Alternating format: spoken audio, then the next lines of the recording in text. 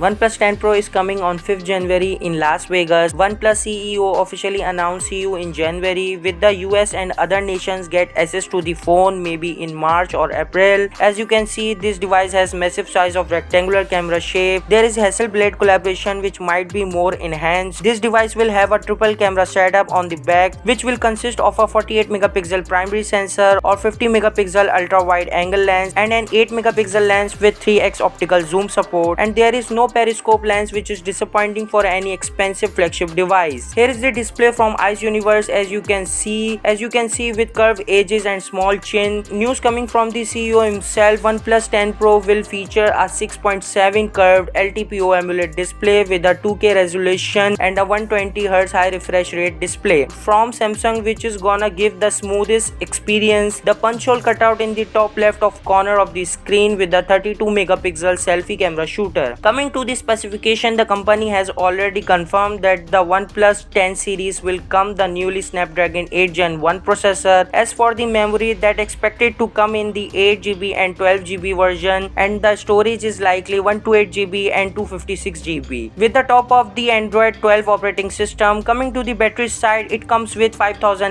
mAh battery and support 80 watts fast charging and 50 watts wireless fast charging. 80 watts can charge 5000 mAh battery in 40 minutes. In January, there is only single devices coming out, that's 10 Pro. So we may not see the 10R and 10 Pro Max variant, which is might be more expensive. There is one more thing, OnePlus 10 Pro has a punch hole cutout, which might be not so fair, as now Samsung, Xiaomi and even Motorola has launching their device with inside camera display, no notch, no punch hole, and they have to launch their devices with this concept to win this race. There is also some rendered of OnePlus Nord 2 CE from Yogesh with new design, and they are launching really soon. That's all for now. See you in the next video, and just let you know that I really appreciate your support. Keep doing that. Peace out.